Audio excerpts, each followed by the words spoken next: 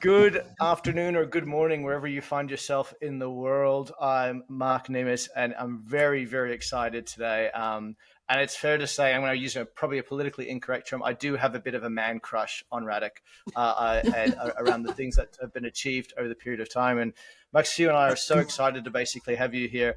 And really, the purpose of a conversation is around the purpose, profit, and Healthspan. What do you do after building $1 billion wellness business? And that's our conversation around today. What if we could build organizations that actually make people healthier and have the evidence to prove it? Not just nice branding and big promises, but measurable shifts in energy, focus, resilience, and yes, our own health span.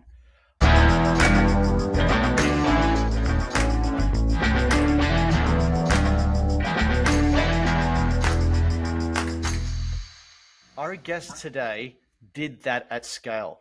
His early years and his time with Suisse is documented really, really well in a great book he's co-written with Bernadette called Building a $1 billion Business. I absolutely recommend this book for anyone who does anything around consumer engagement at scale, especially in the wellness industry. It is a Bible of the hard knocks and the things you need to do to succeed. He also now has an expanding suite of plant-powered supplements with Wonderlust. And you're, I believe, hosting the largest well-being event in the Southern Hemisphere soon on the Gold Coast called Wellspring. He also is in a fortunate position to invest in with his own fund called Light Warrior. He's empathetic, he's engaged. Radek Sali, welcome. Oh, thank you. I feel like the cacao ceremony I did this afternoon in preparation for our Wellspring event, where we've got a cacao ceremony happening at the event. So the practitioner came out and practiced on Emika, our founder of Loco Love, and her husband, who's the second in charge there, and yeah, we went through the experience today, and I asked for love to drop into my life, and I feel like love's dropped in. So thank you. You're a gem, Marc. Plenty of love back for that wonderful intro. And with us today is Macsue. And hello, Macsue. Nice to see you as well. You're in a remote part of Boston at the moment at 3 o'clock in the morning. So thank you so much for being awake for this and basically in driving this initiative. So Healthspan knows no time zone. Yeah, that's it. No, I'm very happy to be here. And then thanks, Radek, for coming along as well. Yeah. You should have told me 3 there, so we would have made it a different time. That's okay. Special. If we forget, that's fine. I'll just be me and Radek.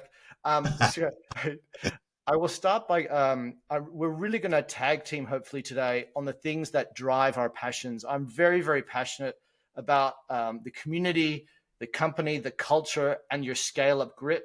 And I know Macsue is incredibly passionate about the clinical evidence and the science behind what it is you actually do. And I know these are two things that are the pillars of what you do sort of moving forward. And I'll go on record as saying that, you know, the book about your life and the Swiss, what you did at Swiss really goes into the notions of grit, science, sales and marketing, and consumer behavior. And it talks a lot about what I call where your scientific evidence comes from, where corporate culture comes from, and cash flow. And funnily enough, a lot of this started with your mum and dad, who were scientists in this area. Can you allude a little bit about what was it about that basically drove you into this direction? Yeah, so growing up with a mum that's a medical scientist, a father who's a professor of surgery, PhD, and a number of other letters after his name, he would be studying quite interesting things pretty early on in kind of his career on things like diet and its effect on chronic disease, and he was rejected in the 70s and 80s. That concept was considered mad, particularly a surgeon talking about the fact that, you know, you should be studying proper medicine and fix-it medicine rather than talking about prevention and what prevention could do. He was also looking into things like meditation and its effects in patients dealing with chronic conditions and being able to get through the psychological side of treatment, and then also its benefits too with anxiety and stress. And so he'd come home, and being a professor, he'd lecture to me as a child from a very young age. And my mother, being a scientist, would be the person, measuring the bloods in dad's patients, and making sure that nutrition was right so his patients could fight whatever condition that they were dealing with. So, the foundations of what now makes up functional medicine was something he was practicing 50 years ago, 40 years ago. So pretty incredible stuff. Very blessed to grow up in that environment. But every day was a pandemic in our house. We were talking about health, and Mum was making sure we were eating brown rice and plenty of ginger in there. And I was introduced to a multivitamin as a teenager.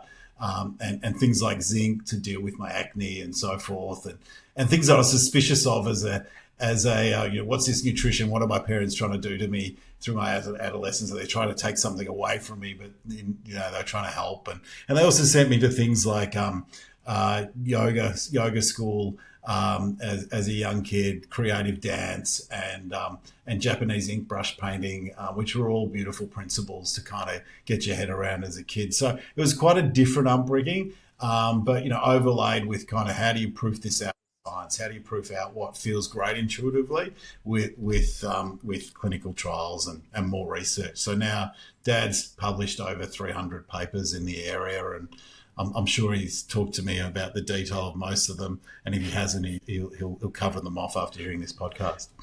With Swiss, effectively, it's almost a culmination of you have the pill that has the answer. Yeah, you have the therapeutic that has part of the answer, and your father was basically, and your parents were telling you, well, the evidence was showing you that that's not enough. There's more there. That's great, but there's a lot more to it holistically. And so I guess my question for you is, have we caught up with your father's science and the input? Like, what is now working, and what are we missing in Healthspan? It's a great question, because Dad still leans into the things that frustrates him about what is not considered in this kind of new measurement of health span, and how technology in some ways is enabling more information, but it's also making us less connected with the most important part, the human side, our reality that we are nature, and our connection with nature, connection with other people. And when we're doing things like having that cup of coffee that might help with any sense of new research that's come out, like detoxing the liver, or helping with its polyphenols and so forth, or a cup of tea.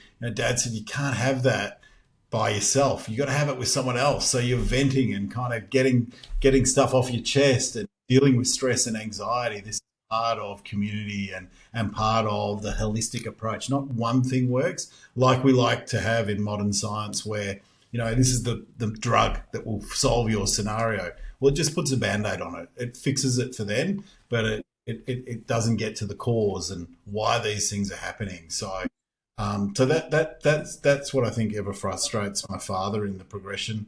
And I see the same. I probably don't get as frustrated like he does. I look to solve it as an entrepreneur and try and make it more accessible. This kind of, and democratize this kind of notion of managing our health. Yeah. And to be fair, there is new papers talking about what we call the hallmarks of aging, which have all the different primary causes, antagonists, and the social interactions have just been included as one of the hallmarks. So I guess more and more we are recognizing that it is so important. And, if you do not have that social side, and that social aspect is linked to so many age diseases, maybe there is hope for all of that your dad is frustrated, and it's finally getting there. But yeah, I love the upbringing story, and how you had all these opportunities that sound so cool. And it's awesome. And like, being my researcher, I keep telling my kids about oh, you do this, you do that, and they're like, why so I can relate to so many things. So yeah, it's awesome. But I guess shifting a little bit to the mission. So what was the motivation for you from shifting beyond just like general supplements with Swiss to focusing on biohacking and Healthspan? And the second is, if you were to include one of new chapter in your book around Healthspan companies, what would you add about the evidence and the standards and the trial designs? And I know that Australia is really rigid in all of that. Yeah, and thank you, Macsue, for being such a rock star, next gen scientist, bringing our medical world into the future of what we are talking about here, this holistic approach, and going beyond just the kind of typical, focused science focused one magic item that will solve it, and that's huge for you. And I love that there's this whole generation of scientists and doctors that are leading the change, and it's exciting for humanity. So that want to get that out of the way, and then on your question. So first of all, was just to back to, was it measurable, and kind of what are the outcomes that most desirable for us to keep focused on? Is that the Yeah, guts of what so you're? I guess like from coming from Swiss to Wanderlust, what Yeah, was the sort of like, shift to more of the longevity? There is a lot of hype around all of the supplements and, take a lot of things, but I know that there is like standards and, there is trial design. So I just want you to yeah, sort of like clarify a little bit on how was this process of yeah. the It, creation of, look, biohack. it's a great question. So for me, not much has changed really. It's just the way we market and position things that has changed. So a lot of the ingredients in our biohack products existed in past Swiss products and didn't actually work at that time because community just wasn't ready for the insight that, say, our yeast extract in our Wellmune product, in a Wellmune ingredient that's in our immune support product, they just weren't ready for that, to pay that premium to really, support, buy a product that had the science to support it. We had so many products that had a heap of science that were just, the consumers were not ready. Like we've done liposomal CoQ10, liposomal glutathione. They were near unmarketable 10, 15 years ago. Now, because people are talking about them and the importance of bioavailability, the importance of science, it's great that we can go back to the future and bring these products out, and they are getting traction. So we're seeing this shift to the consumer wanting more information about the product they're taking and why they're taking it, and what it will do for them, and what's the science supporting it. And we built our Swiss off the back of two multivitamins, the men's and women's multivitamin, and formulating slightly differently for the needs of females and the needs of males, and then built a whole lot of science around cognition, and other measures, bioavailability and so forth, with Swinburne University and some others as well, and that was all really important stuff. But and it kind of separated us from the an entry level vitamin, which was Centrum's multivitamin at that point. And even that multivitamin was shown to improve the length of people's telomeres. Now you would know what that means, but the general public are probably just catching up to knowing what that can mean and how it can affect health and affect our genes the right nutrition. So coming back to your example of the cup of coffee, Radek, you said, hey, we've seen some good outcomes, clinical benefits to you of coffee, right? And then, of course, there'll be some other study that'll say it does something bad for you or whatever. But what's interesting, what you've really articulated there, is the coffee on its own might have a slight benefit for you in this way, but the coffee with the conversation, even if the coffee doesn't work, the conversation itself is providing you a benefit that basically goes with the coffee. Could be a tool. Both of them together, there's correlation as opposed to causation, but they're correlated together. There is a real outcome for you around community. And what I'm sort of picking up is the detail that you had already 15, 20 years ago, what wasn't deemed sort of relevant or wasn't acknowledged now, whereas now people are saying, oh, actually, that is relevant to this. I will have turmeric lattes or whatever, but a turmeric latte isn't on itself going to basically make you live longer, but in concert with all of these other things, it probably, it's a contributing factor. And I think setting the intention setting the intention of doing something right by yourself. It's Yep. almost be having gratitude for your body by choosing to do something ceremonial or healthy around that. Yep. And part of that is conversation, or choosing a decaf coffee if you caffeine doesn't agree with you, knowing Yep. when it agrees with you, doing a DNA test. These things are not expensive to do. Get some measures of how your body performs with various nutrition. Go and see a doctor that tests your nutrition levels and tells you what supplements you should be taking. There are great doctors that can do this stuff. But do your research. Find people that are interested in this area, that are learned and have studied the area, and we'll find and go that little bit step further and give you information on how you can proactively look after this majestic machine that is our body. Yeah, I love this. You're going right down my alley where, I keep constantly nagging and saying, don't just take things, but measure it, because otherwise, one, you're not gonna know if it's working, and second, it might be actually doing harm. So I guess like this leads really well to sort of like my follow-up question. There's so many products from biohack. There's creatine, there's magnesium, there's omega-3s, there's the polyphenols that you mentioned. So we all know that they all have benefits, but is there any sort of like trials that have looked into the combinations of those different supplements by Wanderlust, or what is the research that you guys have done before creating all of those products? And I guess, like, is there like a smart, ethical sort of like way where people should be taking those? And what is the due diligence, you would say? Like, you already mentioned going to the doctors and all of those things, but is there like measurable things that you have found during the development of all of this that you would like to highlight, that you could highlight? Yeah, I mean, it's extraordinarily difficult to measure every outcome of nutrition against the Mm. platitude, very things that we eat, stress, whatever's going on in someone's life. So for me, I'm always cycling through I've got my Aura ring, and I'll wear that for a month so I don't become obsessive about it. And I'll go back to it, give it a break for a couple months and then go back to it and see where I'm at. Then I do the same with the continuous glucose monitor. And, again, I was shocked the first time I wear it how much stress affected my glucose levels. It wasn't food. Mm. This is really unusual. I thought it was all food driven. It was like how stressed I was. And it's actually, quite different to what my aura is telling me, because that gives me feedback on my stress as well. But I think that these metrics that are available to us, and then also then I would take nutrition that would then I would see how they would affect over time. Like you can see how your sleep quality improves out over taking something for your sleep.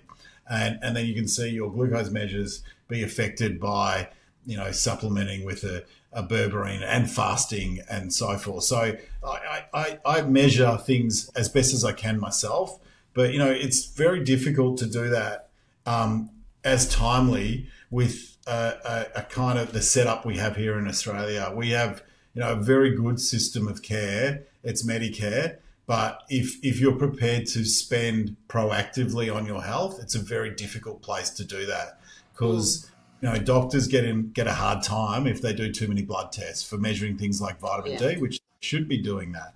And so if they're doing that and overloading the system that's set up to deal with chronic disease, they start to get pressures on themselves. So it's about setting up I kind of go and do every 2 years, and probably should be doing it more often.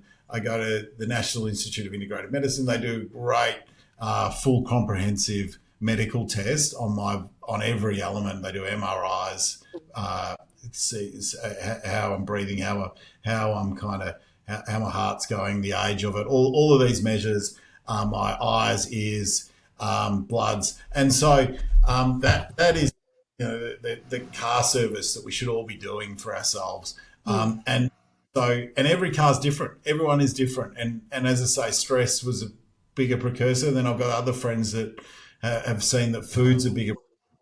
So I think the importance is the individual approach and informing ourselves as best as we can. Like we're prepared to invest in supplements, we need to invest in the measurement and checking our blood pressure, doing these things. They're things we can do ourselves and should do regularly and monitor how we're adjusting and then also how we feel.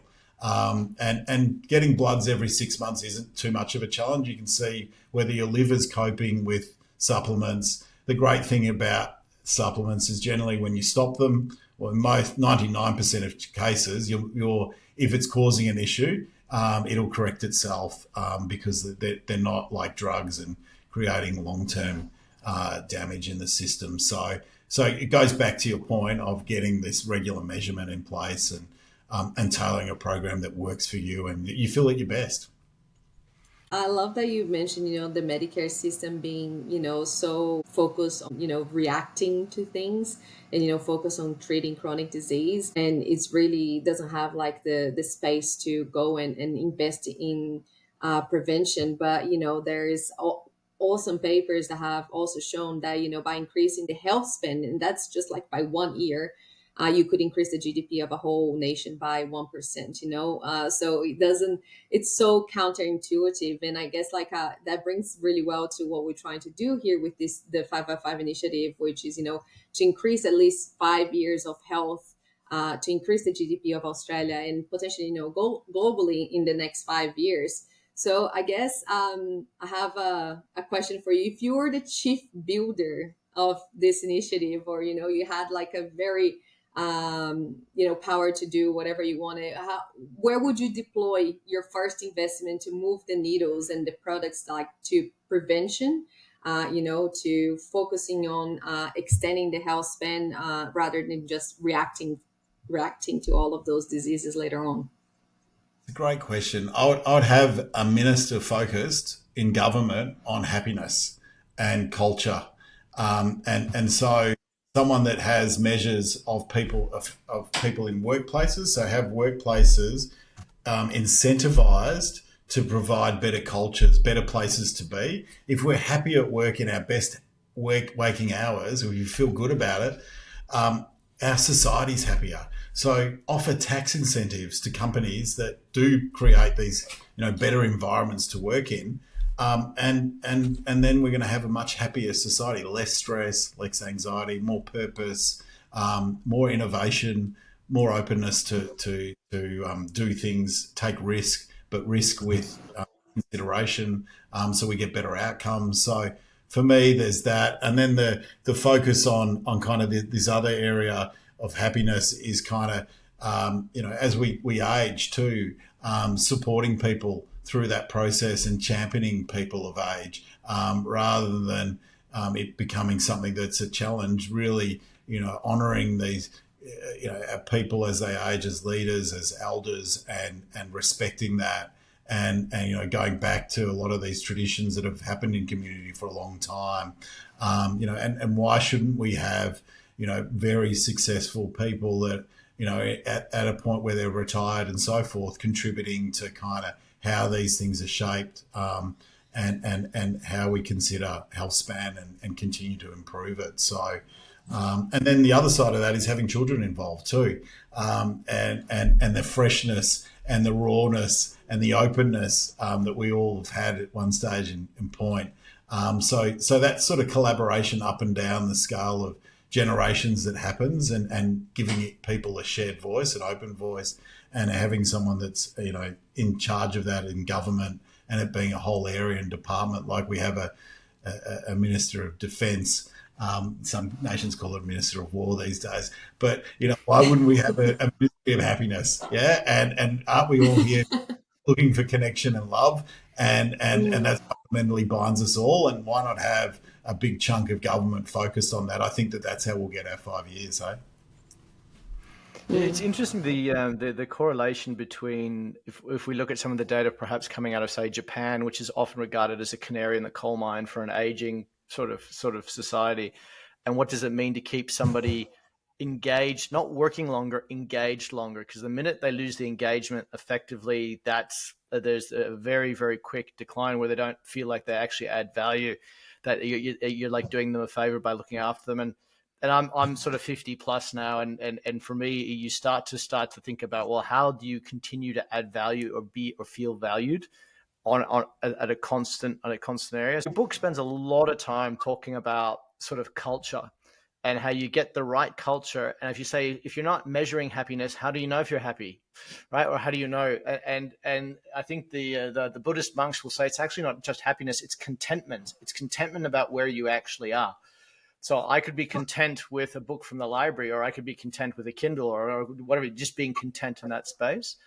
So my question for you is, how do we make this work at scale? Radek, I don't know of anybody better that has been sort of, excuse the language, but hit in the face with the consumer reality of distribution through the existing sort of retailers in this space, and having your various regulators looking at you tooth and comb for everything you're actually doing around your therapeutics.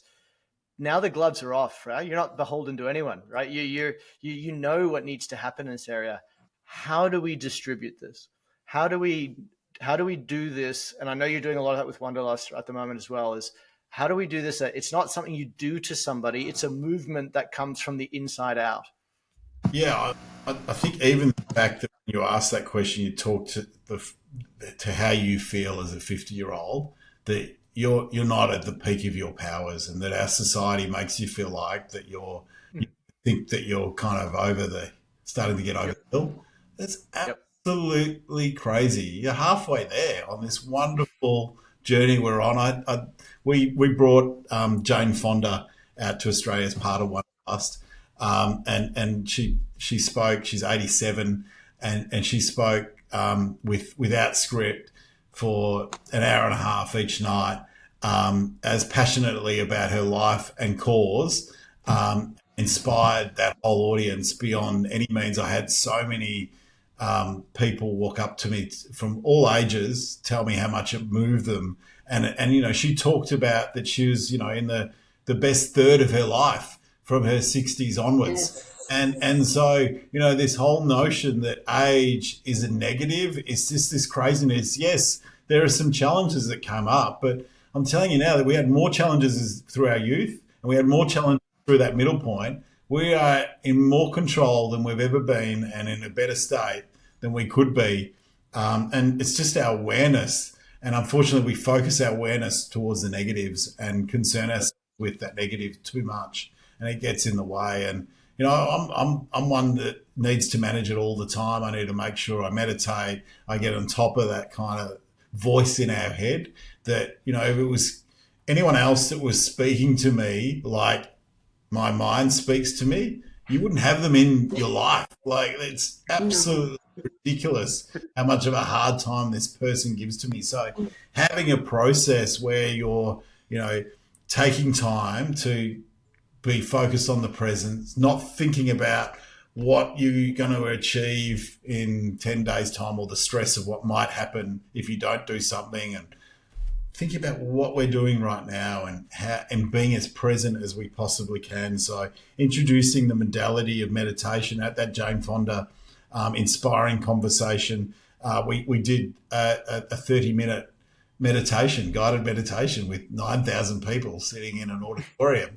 Hold on, hey? And it came through with resounding positive feedback. We had music, we built it beautifully, created a safe space, and we introduced the concept of meditation. Now, it wasn't for absolutely everyone there, but for those that it resonated with, hopefully they explore that and they get on top of this mind thing, which is, the number one precursor. We brush our teeth every day. We shower every day. It's madness. We're not thinking about what we're doing for our minds. And so, those are things that we're really inspired by. It's not the supplements, nutrition's one part, mindfulness and movement. Those are the three pillars. And any way we can democratize the access to that, I think that's when we're going to see big shifts in change. And we're seeing that, as we've grown up, these conversations have become more and more mainstream. And this next gen, you talk to anyone about how much more sensible children are, kids are, teenagers are today than what we grew up, with binge drink, the lack of knowledge we had around what we do now have, and the conversations that people are having at a much younger age about their health is so inspiring. So I can't wait to see how, things change for us.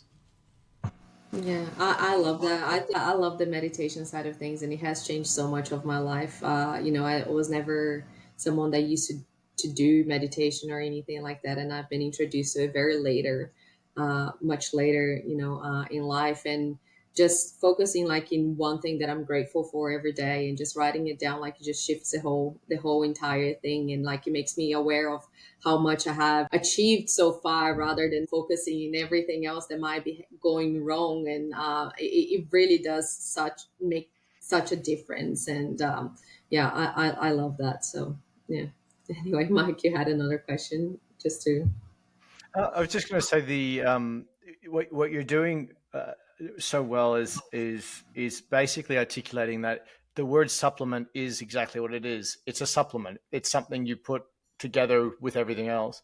And if I understand you correctly, is when you suddenly realize that you can't basically supplement your way out of this challenge. You can't just take all this sort of stuff and then realize that's good. It's not basically going to happen. So the fact that you're tapping the corporations, the fact that we're talking about the super funds doing things around preventative health, where what we're trying to do is really mix the practical distribution reality of what it is you're talking about doing. Because okay, I'm a CFO of a large a health, let's call it a health fund. I either increase my fees or reduce the care that I can provide for people on the existing funds, right? But if you tell me that I put I can take some supplements, I can do some movement, and I can do some yoga and whatever, and then maybe 10, 20, 30 years down the track, I might claim a little bit less. And the person's going to feel happier. And so just simple things. And just back to Macsue, you said beautifully that notion of gratitude. I mean, there's just so many opportunities to take a moment and express gratitude for what we have. I mean, how lucky are we growing up in this country? It's such a privilege of being in this country. And so we're very lucky. Yeah, we could be somewhere else and be very, very difficult. And so it's just an easy thing to just reinforce that blessing we have. Every time I take the dog out every night for a wee, and I do that in bare feet. I stand on grass and I take a moment, I look up and I just say, thank you for where I am. This is incredible. And I've switched something that I used to kind of frustrate me, having to go out and take the dog out. It's just changing that intention. So going back to, that intention and a health fund, it's kind of the intention of why they do it, and how if they really care about the people that they are working with. Really got to think about those pillars I talked to: nutrition, mindfulness, and movement, and how are they helping people improve their health span by encouraging, through the methods of, rather than just reacting. And it's been sad to see a lot of these kind of proactive modalities have been taken out of budgets for private health insurance and so forth, where people could do a lot of these preventative things, modalities that have been around a long time, but because of budget cuts, they're taken away, and it's very short-sighted. Long term, it's not going to be helpful for us. And I guess the bottom right line is you shouldn't be doing this because of that. But the benefits to you, it's not just the economic. Forget the economic one. Take that one completely out of the equation, right? You're doing it because, as you say, you're content in that moment. That's actually what you need at that particular moment in time. You're not doing it because I'm going to get a movie voucher from doing 10,000 steps today from my insurance company. I mean, that's almost like a trivial, it's not something that's done to you. It's something you're a part of. Our aim is to make sure that what you're a part of is open source. It's accessible to everyone. You can do the right exercises right now with nothing. You don't need to go to an expensive gym. You can eat these things relatively straightforward in a normal society if you have access to this stuff, or avoid this bad stuff, right?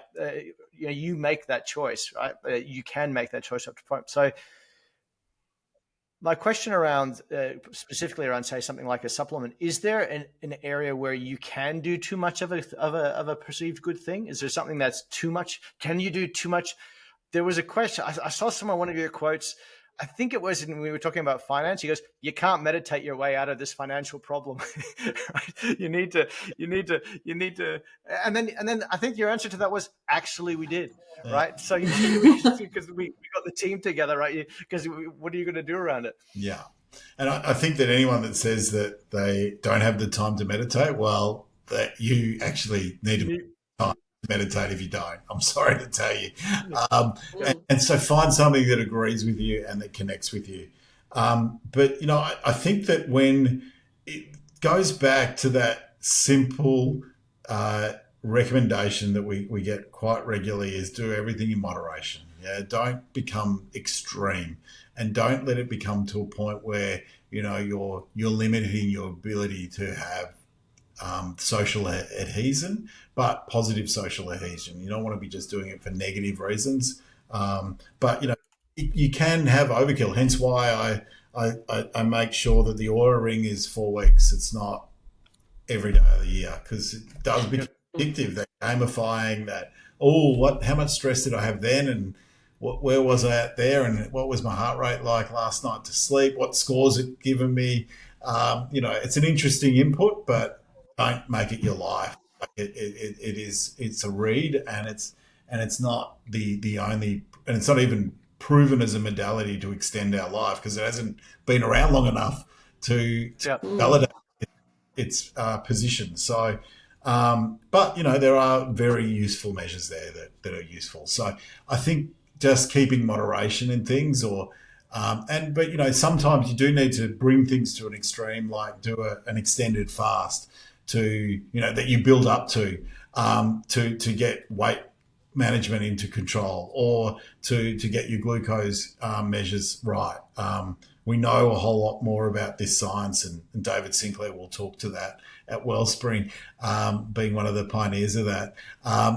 So you can go and find out, where you perhaps need to be a bit more extreme to get a better outcome by listening to the real leaders, the scientists in these areas, and then getting things into shape, and then you can sort of fall into a more moderate program. But so extremism is the thing you've got to watch out for. Pretty much the same everything in life, eh?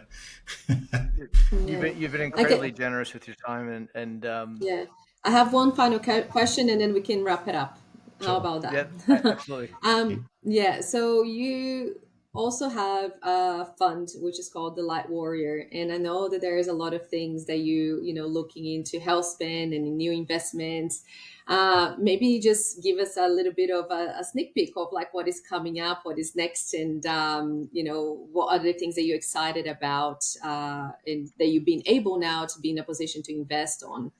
Yeah, so I think that the privileged position I'm in as a result of the Swiss exit, and I'm also 10 years now after that happening, and really over a 10-year cycle, you have things work out and not work out, and the biggest challenge with that cycle is everything at the start doesn't work out. The first 3 years are really challenging, so because all your bad investments go bad first, and your good ones aren't going great, because it takes a long time to get them in shape. So it's been incredibly humbling and great for me to go through this process of failure and understand that, where my superpowers are and what I know a little bit better than most. And that is in the kind of health and wellness space. And so, but it's consumer products, it's end products, and it's healthy products, and whether it be supplements, whether it be events that inspire people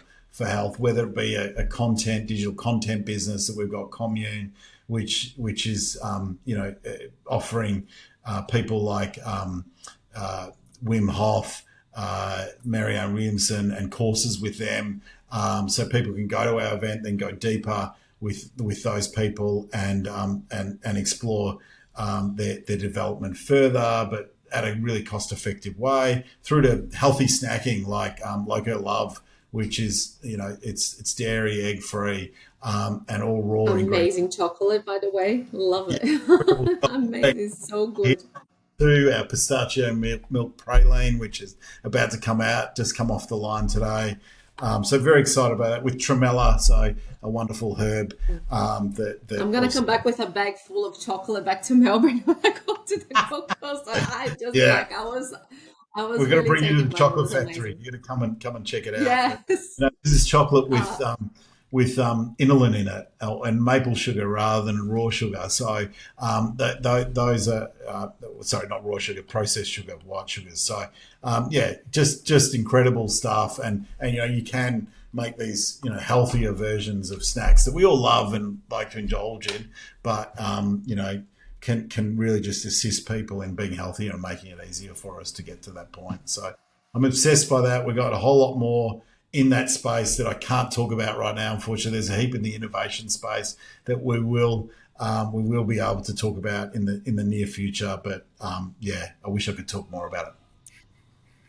That's okay. No, Thank you I think so it's much. fair to say we trust. I think we trust your motivation. When your parents sat you down and said you need to do some Japanese writing combined with some art training and some Yoga. and it's all based on science. I think in this age of for me, it's trust. I'd rather trust the science, and if it does you no harm doing this, then what's the problem, right? But so don't spend all this time trying to disprove me. Spend more time on saying, well, actually, does it do any harm if I go to dancing lessons and acting lessons and drink coffee? And I'll tell you what I'm going to do tonight, Radek, is I took my grass out during COVID lockdown number 5 in Melbourne. I took it out, and I do take the dog out every night, my 13-year-old dog. Yeah. So I have no grass, but I have a rock garden. So tonight, Radek, I promise you, I'm going to take my little dog who's asleep upstairs. I'm going to take her outside, and I'm going to make sure that all the lights stay off, and I'm going to look up, and I'm going to think of you and say, I'm thankful for the place that I'm actually in. And because you're right, our human tendency is to probably focus on the things that aren't there rather than focusing and being thankful at that point in time. So if nothing else, you've given both, hopefully Macsue and I, the ability to be calm at this point in time, and by bringing these people in the room and these events. And if people want more information about your events, can they just go to Wanderlust and hit the website? And I know you've got an event coming up really, really shortly, and mix those pillars of nutrition, mindfulness, and movement at scale. So thank you so much. And Macsue, thank you for being available. I know you're in Boston and you're a little bit jerky. We think you're a real person, not an avatar. We don't know. We think you're I'm not an AI. We're pretty sure. So thank you so for being up at 3:00 in the morning Boston time. That's incredible. That's all good. It's my pleasure. Yeah.